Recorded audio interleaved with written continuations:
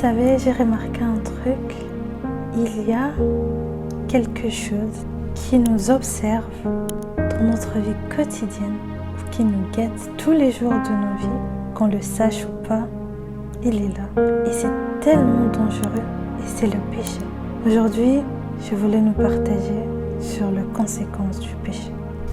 Le péché est quelque chose qu'on fait à l'encontre de la volonté de Dieu. Cela vient par nos pensées, par le mot qu'on sort et aussi par nos actes. Les pensées, parfois, on ne les dirige pas. Ça vient tout seul. On commence à penser à quelque chose et parfois on pense aux choses qui ne sont pas bien. Ou bien le mot qu'on sort, ça peut être blessant pour l'autre, pour la personne avec qui tu parles par exemple. Et ça aussi c'est un péché, parce que tu as blessé l'autre. Tu n'as pas réfléchi et tu as sorti quelque chose. Et nos actes aussi. Et tout cela ont des conséquences. Retournons un peu à la source. La première fois qu'on a entendu parler du péché dans la Bible, c'était avec l'histoire de Adam et Ève. Les serpents avaient su séduire la femme, Ève. C'est par là, eux deux, Adam et Ève, ont commis le péché. Nous aussi, dans notre vie, on a ces quelque chose qui nous guette, qui attend qu'on puisse être dans la faiblesse pour venir nous séduire à commettre le péché. Nous allons un peu lire dans le livre de Romains, le chapitre 6, le verset 14. Je lis la parole de l'Éternel. « Car le péché n'aura point de pouvoir sur vous, puisque vous êtes non sous la loi, mais sous la grâce. » Après avoir lu ce passage, je me suis demandé, mais pourquoi on continue toujours à pécher? J'ai réfléchi beaucoup sur ça et je me suis dit, ben oui, c'est justement parce que on suit nos propres désirs. Et ces désirs-là nous amènent à pécher. Quand tu as envie de faire quelque chose qui est venu juste comme ça dans ta tête pour toi, ton corps te dit fais-le. Mais parfois notre esprit nous dit de ne pas le faire. Mais on le fait quand même parce que notre corps l'a désiré. Et on commet ce péché. Et le péché qu'on va commettre par après, il y a aussi des conséquences avec. Et les conséquences du péché, c'est la mort. Dans le livre de Jacques, le chapitre 1, versets 14 à 15. Mais chacun est tenté quand il est attiré et amorcé par sa propre convoitise.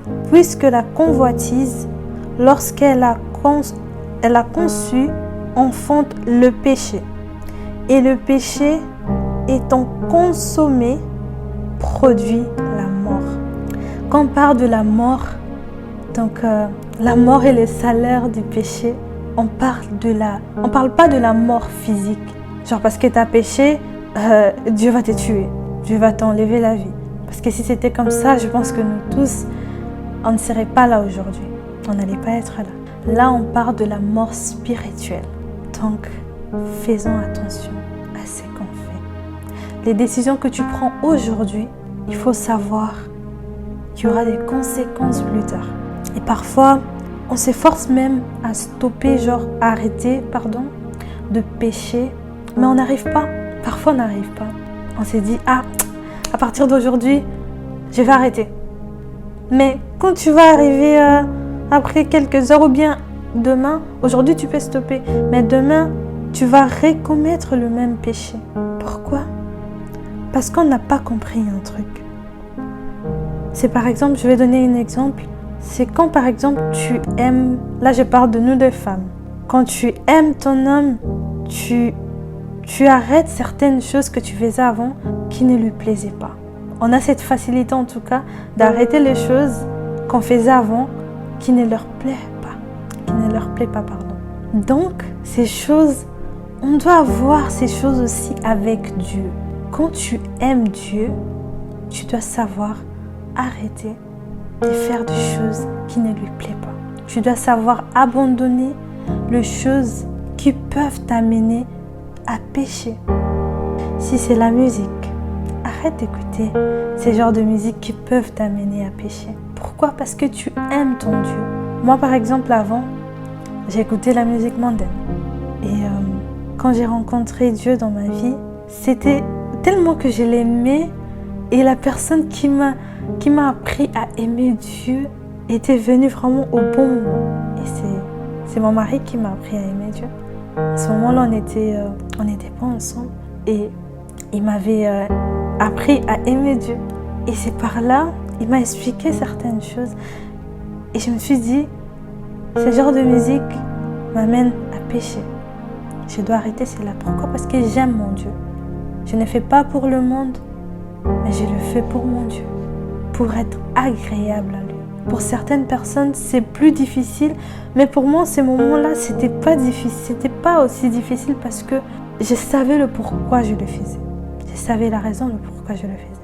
Donc, quand tu connais la raison pour laquelle tu veux abandonner tes péchés, ça serait tellement facile d'abandonner cela. Si tu te focalises juste sur Dieu, sur le chemin que Dieu a tracé pour toi, ça serait plus facile. Je vais vous donner un témoignage qui m'est arrivé il n'y a pas longtemps, il y a quelques jours. J'ai conduisais et à un moment, je voulais enlever mon téléphone. J'ai chargé mon téléphone en tout cas. Je voulais enlever les chargeurs de mon téléphone pour arrêter de charger mon téléphone. Et j'étais sur l'autoroute. Du coup, ça demandait que je puisse regarder là où je mets ma main pour enlever les chargeurs. C'était juste quelques secondes. Dans les quelques secondes-là, j'ai penché et j'ai failli faire un accident.